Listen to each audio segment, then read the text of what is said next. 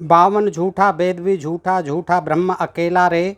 और मंदिर भीतर मूरत बैठी, पूजत बाहर चेला रे। जीवन 4 दिवस का मेला रे। कि बावन झूठा वेद भी झूठा, झूठा ब्रह्म अकेला रे। मंदिर भीतर मूरत बैठी, पूजत बाहर चेला रे। और लड्डू भोग चढ़ावत जनता, मूरत के ढिंग केला रे। और पत्थर मूरत कछून खाती, खाते बामन चेला रे। और जनता लुटती बामन सारे, जनता लूटत बामन सारे। प्रभु जी देतन धेला रे। और पुण्य पाप या पुनर्जन्म का बामन दीना खेला रे। और स्वर्ग नरक बैकुंठ पधारो, गुरु शिष्य या चेला रे। और जितना दान देवेंगे, जैसा वैसा निकर तेला रे। और बामन जात सभी बहकावे, जहाँ तहाँ मचे बबेला रे। और छाड़ के बामन आसंग मेरे, कह विद्रोही अकेला रे। दोस्तों, इस तरह के विचार संत रविदास जी के, जिनके बारे में आपने सुना होगा कि जिन्होंने ब्राह्मणी व्यवस्था, जाति पाति, ऊंच नीच, छुआछूत, धर्म के कर्मकांड, पाखंड, अंधविश्वासों का जीवन भर विरोध किया।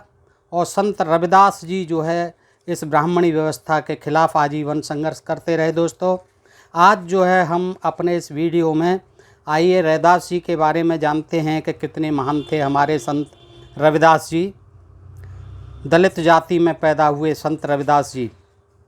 तो रविदास जी के जन्म के विषय में लेखकों ने यह लिखने की पूरी कोशिश की है कि उनके जन्म को मीराबाई के साथ घोषित करें। लेखन में यह ब्राह्मणी व्यवस्था के दोगलेपन की निशानी है। रविदास जी का जन्म कहाँ पर हुआ, यह अब शोध का विषय बन गया है। कुछ लेखकों ने मांडवगढ़ का निवासी बताते हैं, कुछ लोगों ने मेवाड़ के किसी कस्बे का बताते हैं, पर आम राय बनारस के आसपास के बेगमपुर गांव के रघु चमार और घुराबिनिया के पुत्र होने की है। कुछ लोगों का मत है कि इनकी मां का नाम कर्मा देवी था। और आज भी चमार लोग अपने पुत्रों के साथ करम सिंह, करमचंद, करमशील, करमू, कर्मा आदि रखते हैं, इसीलिए यही नाम ज़्यादा विदित होता है इनके पिताजी का।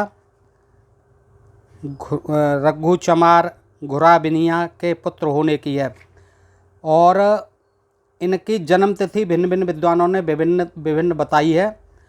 जैसे कि डॉक्टर योगेंद्र सिंह हैं, वो इनका जन्म 1433 ईस्वी में मानते हैं और जन्म संमत 1500। गोविंद त्रिगुणायत हैं, इनका जन्म सन 1413 ईस्वी यानी जन्म संमत 1471 मानते हैं। रामानंद शास्त्री जी 1396 ईस्वी या 1454 जन्म संमत। और डॉक्टर राम कुमार वर्मा 1397 ईस्वी या फिर माघ पूर्णिमा 1433वां संमत।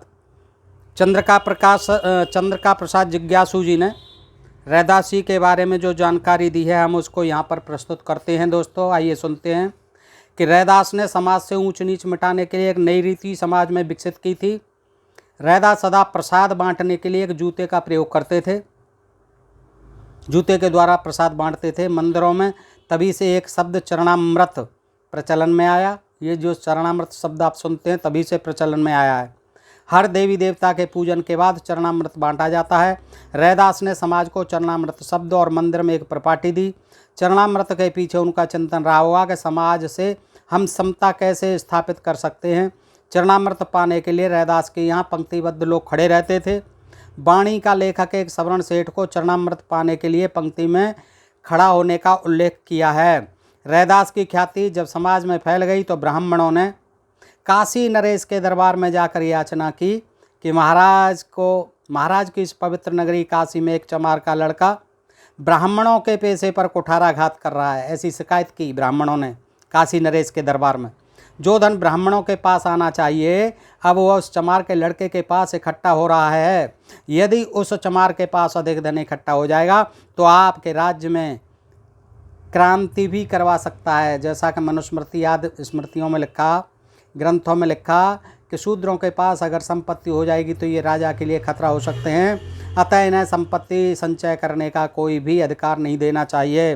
तो यही उन्होंने रविदास जी के बारे में भी कहा कि अगर शूद्र के पास, इसके पास, दलित के पास इकट्ठा हो जाएगा तो ये आपके विरुद्ध क्रांति भी कर सकता है। आपकी राजसत्ता भी जा सकती है। उसने एक आलीशान भवन भी बनवाया है, उसमें आपके सिंहासन के समान उसने एक आसन भी बनवाया है, जहाँ पर बैठकर वेद, रामायण, गीता, मनुस्मृति आदि की निंदा करता है। ब्राह्मणी व्यवस्था पर गहरा संकट आया हुआ है राजन। वह अपने जूते में प्रसाद भरकर लोगों में बांटता है। उस प्रसाद को पाने के लिए ब्राह्मण लोग भी लाइन में खड़े होते हैं। हम बहुत समझाते हैं कि तुम्हारा धर्म भ्रष्ट हो जाएगा यदि चमार के जूते से प्रसाद ग्रहण करोगे, पर ब्राह्मणों की बात पर कोई ध्यान ही नहीं देता है। ब्राह्मणों की फरियाद सुनकर काशी के राजा ने अपने सिपाही भेजकर रैदास दरबार में बुलाया। रैदास के साथ इतना जन समूह था कि राजा देखकर डर गया कि कहीं रैदास राज्य क्रांति न करवा दे। रैदास ने राजा के भरे दरबार में बहुत ओजस्वी भाषा में कहा, राजन, हमारे अनुयायी किसी भी अंधविश्वास को मानने के लिए तैयार नहीं हैं। ब्राह्मण लोगों ने हमारे अनुयायियों पर चोरी का झूठा आरोप लगाया है। मेरे यहाँ पर लोगों का जमघट होता है, यह बात गलत है। वेद शास्त्र चोरों का आरोप लगा दिया था कि इनके पास चोर इकट्ठे होते हैं, तो वो कहते हैं वेद शास्त्र मूल भारतीयों की संपूर्ण जातियों को अपराधी घोषित कर चुके हैं। वेद शास्त्र आदि जो ग्रंथ हैं, हम मूल भारतीयों की संपूर्ण जातियों को अपराधी घोषित कर चुके हैं। वे लोग ही हमारे अनुयायी हैं। मेरे साथी ज्ञान, शील, करुणा, मैत्री, क्षमा, समता आदि संपत्ति की चोरी करते हैं। मेरे जो साथी हैं, मेरे जो अनुयायी हैं, वो ज्ञान की, शील की, करुणा की, मैत्री की, क्षमा की, समता की चोरी करते हैं। यही हमारी संपत्ति है। उन्हें यह जहाँ भी मिलते हैं चोरी करने में नहीं हिचकिचाते हैं। रैदास जी ने कहा कि आप तो समर्थ राजा हैं, आप इन निरीह ब्राह्मणों के बहकावे में क्यों आते हैं? आपको अपने विवेक का प्रयोग करना चाहिए। वाणी का लेखक कहता है कि राजा यह सुनकर बहुत प्रसन्न हुआ। वह जिस स्थान पर बैठा था वहाँ से उठा और उस सिंहासन पर रैदास जी को आदरपूर्वक बिठाया। पाठकों, कोई कितना भी बड़ा साधु सन्यासी क्यों न हो, उसे राजा लोग तब तक महत्व नहीं देते जब तक उसके पास जन समर्थन न हो। राजा ने रैदास को सिंहासन पर बिठाकर अपने अस्तित्व की रक्षा की। यदि वह रैदास को दंड देता तो यह निश्चित है कि काशी राज्य में चमार लोग बगावत कर देते। राज क्रांति होने पर राज परिवारों की जो दशा होती है वह इतिहास की पुस्तकों में पढ़ा जा सकता है। हर समय धर्म के माध्यम से ही भारत में राज्य क्रांतियाँ हुई। काशी का राज्य पहले से ही भारत के मूल निवासियों का रहा है। फाफामऊ से लेकर बनारस तक का राज्य पहले एक डोम का रहा और फिर भील का रहा, उसके बाद पासियों के हाथ में चला गया, बाद में सवर्ण हिंदुओं के हाथ में काशी का राज्य चला गया। 7वीं शताब्दी में गहडरों के हाथ में आया। राजघरानों में सदा ही षड्यंत्र चलते रहते थे। राजघरानों में सत्ता के दावेदारों में संघर्ष चलता रहता था। सत्ता हथियाने के लिए लोग साधु संतों को अपनी ओर मिलाकर जन समर्थन प्राप्त करते थे। जब चित्तौड़ की रानी झाली ने सुना कि काशी के राजा ने रैदास को अपने सिंहासन पर बिठाया तो वो अपने राज्य की जनता को मिलाने के लिए रैदास जी से मिलने काशी गई। रानी झाली ने रैदास के यहाँ जाकर उनके चरण धोए। राजस्थान के राज परिवारों में जो पैतृक देव पूजे जाते हैं वे देव अधिकतर शूद्र जाति से बताए जाते हैं। ऐसा माना जाता है, बताया जाता है कि जो है राजस्थान में जो राज परिवार रहे वो उनके पैतृक देव ज़्यादातर शूद्र होते थे और उनकी पूजा करते थे। रानी झाली ने रैदास की पूजा की। भाभी झाली रानी के इस कृत्य से उसके राज्य की जनता ने रानी झाली को अपना जन समर्थन दिया। राज पुरोहित इनसे बहुत खिन्न हो गया। निश्चित है, स्वाभाविक है उसका राज पुरोहित का खिन्न होना। रानी झाली ने जो है पैर छू के और पैर धो करके उनका पूजा पाठ किया, उनकी याचना की। उसने ब्राह्मणों को भड़काया कि यह तो हमारी रोजी रोटी पर सीधा हमला है। राजपुरोहित ने ब्राह्मणों को भड़का दिया कि यह तो हमारी रोजी रोटी पर सीधा हमला है।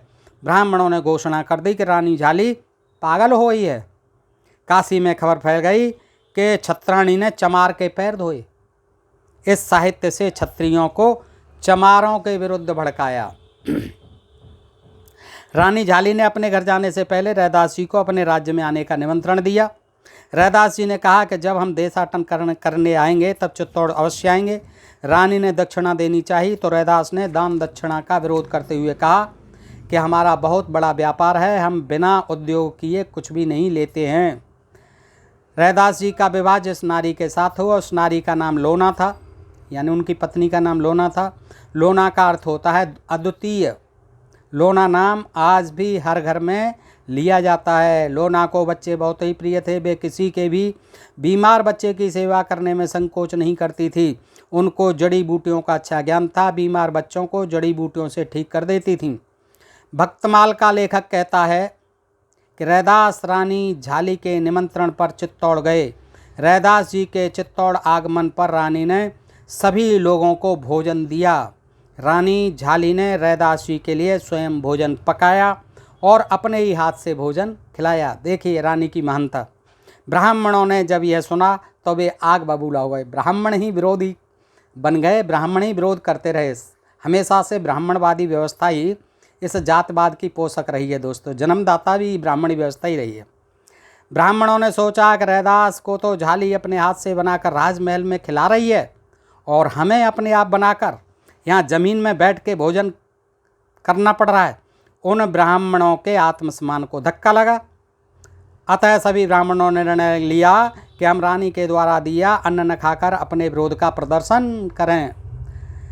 ब्राह्मणों ने भोजन छोड़ दिया और कहा कि हमारे बीच में आकर रैदास बैठा है। बहुत से ब्राह्मणों ने हड़ताल में भाग न लिया। उन्होंने रैदास के चरणों में गिरकर क्षमा मांगी और शिष्य हो गए, क्योंकि राज रानियां रैदास के आचरण और शील से इतनी प्रभावित हुई कि ब्राह्मणों के मुख भी देखना नहीं चाहती थीं। वाणी का लेखक कहता है कि यह घटना मीराबाई के साथ घटी थी। मीराबाई से भी संबंध था, उनको शिष्या बनाया था और अंत में उसके देवर ने, उसके परिवार के लोगों ने जहर दे दिया था मीरा को, क्योंकि उनको लगता था कि एक छत्राणी जो है इस दलित चमार के संत के जो है शिष्या बन रही है, अनुयायी बन रही है, तो उनको ये अपमानित सा लगा और उसको रैदास मीरा को अंत में जहर से दे करके मार दिया था। ऐसा लिखा हुआ मिलता है दोस्तों। रैदास की मृत्यु के संबंध में दो मत हैं।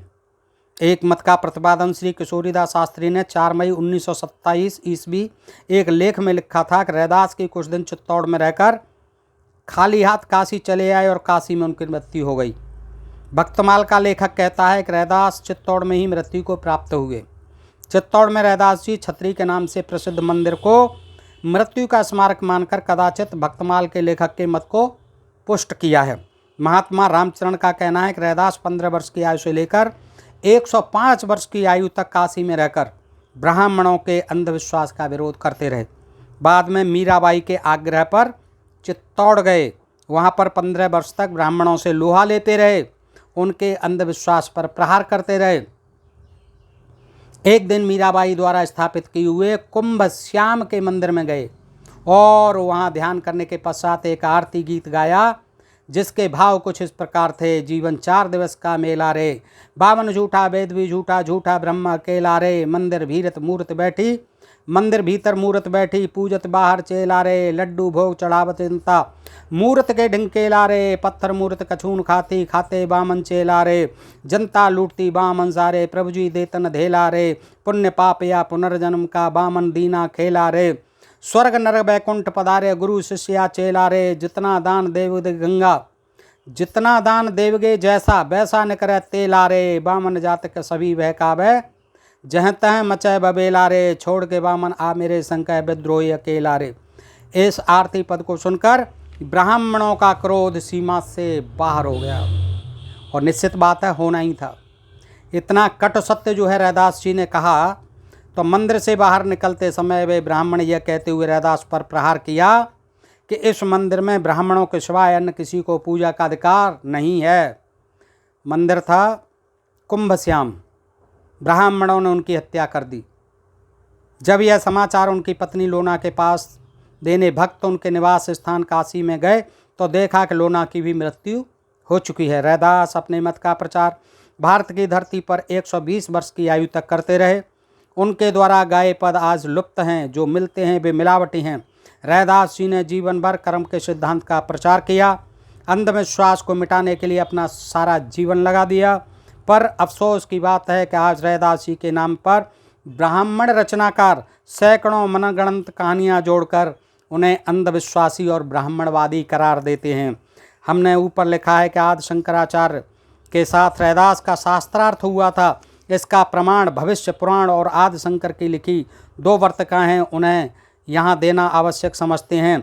चरमकार ग्रहे जातो द्वितीय पिंगलापते मानदस्य तनयो रविदासिति विश्रुतः पुरी काशी समागम्यम कबीर राम तत्परम जिल्वा मत विवादेन शंकराचार्य मागतः तयोर्विवाद मम बदहि रात्रम मतांतरे पराजितः स रविदासो नत्वा तम द्विज सत्तमः रामानंद मुपागम्य तस्य शिष्यत्वमागतः।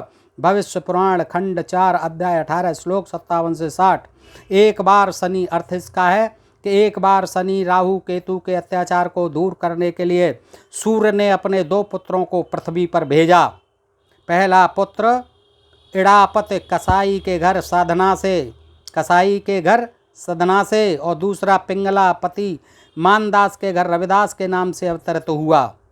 ये कहानी बनाई है। दूसरा पिंगलापति मानदास के घर रविदास के नाम से अवतरित हुआ। रविदास ने जाकर राम भक्त कबीर को परास्त किया, फिर शंकराचार्य के पास आया। दोनों में एक रात और एक दिन शास्त्रार्थ होता रहा और उनसे परास्त होकर रामानंद के पास गया और उनका शिष्य हो गया। आदि शंकराचार्य ने स्वयं लिखा है कि ब्रह्मवादमिदं जगच्चम सकलम चिन्मात्रम विस्तारितम सर्वचेत विद्यया त्रिगुणम आशीषम गयाम कल्पितम इत्थम यस्य दृढ़ामतः सुखतरे नित्ये परे निर्मले और चंडालो अस्तु सतो द्विजयो अस्तु गुरुरित्येषां मनीषा ममः। मनीषा पंचक पृष्ठ 137 से। 4 कुत्तों के साथ चांडाल द्वारा रास्ते में शंकर से शास्त्रार्थ किया। उसने कहा कि आपके मत के अनुसार ब्रह्म का निवास हर जड़ चेतन में है, तो फिर आपका दुराग्रह है कि एक चंडाल दूसरे चंडाल के रास्ते से हट जाए। उन्होंने कहा था शंकराचार्य ने कि वो चंडाल तू हट जा, 4 कुत्तों के साथ आ रहा है, तू हट जा। तब उन्होंने वो कहा था 4 कुत्तों के साथ, शंकराचार्य को जवाब दिया था कि 4 कुत्तों के साथ चंडाल द्वारा रास्ते से शंकर से शास्त्रार्थ किया। उसने कहा कि आपके मत के अनुसार ब्रह्म का निवास हर जड़ चेतन में है, तो फिर आपका दुराग्रह है कि एक चंडाल दूसरे चंडाल के रास्ते से हट जाए। तुम भी चंडाल हो, मैं भी चंडाल हूँ।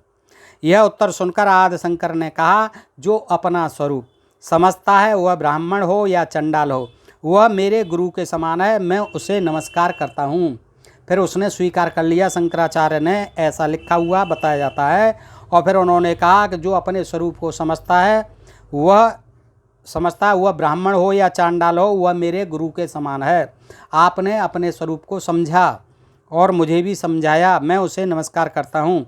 जैसे कि ब्राह्मणों की परंपरा है कि देश के मूल निवासियों का जहाँ तक हो सकता है लेखन में नाम नहीं आने देते हैं, यही आदि शंकर ने भी किया। पर भविष्य पुराण में साफ लिखा है कि आदि शंकर का शास्त्रार्थ रैदास से हुआ।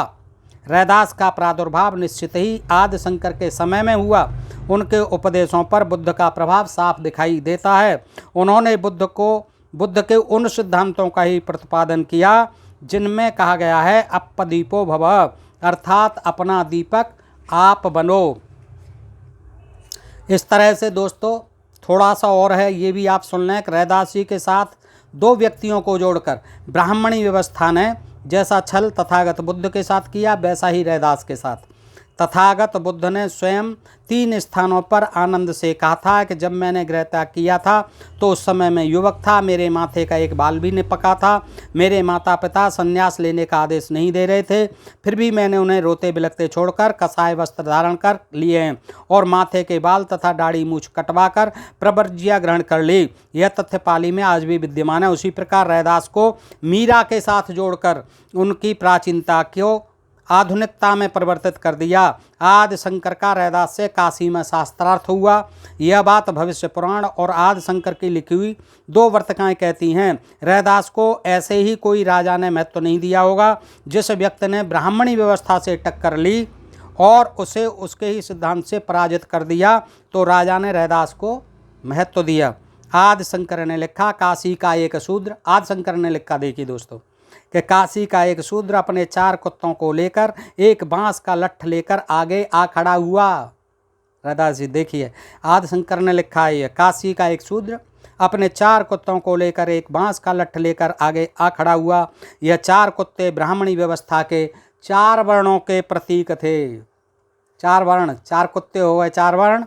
और आदि शंकर ने अपनी जंगली भाषा में कहा, आदि शंकर ने भी अपनी जंगली असभ्य भाषा में क्या कहा, ए चांडाल सामने से हट जा। रैदास ने सभ्यता की भाषा में उत्तर दिया, यह तो आपका दुराग्रह है। आप अपने मत का प्रचार करते हैं कि जड़ चेतन सभी में ब्रह्म का निवास है। जड़ हो या चेतन, सभी में परमात्मा निवास करता है, ईश्वर सर्वव्यापी है, ये आप कहते हैं। शंकराचार्य से कहते हैं, रैदास जी आपके सिद्धांत के अनुसार आप में और मेरे में भी वही ब्रह्म है, सब में वही ब्रह्म है। अर्थात एक चंडाल दूसरे चंडाल से हटने को कह रहा है। आप भी चंडाल, मैं भी चंडाल, वही ब्रह्म आप में, वही ब्रह्म मुझ में। आदि शंकर अपने मत से ही रैदास से हार गए। जब यह संवाद लोगों ने सुना तो रैदास की जय जयकार करने लगे।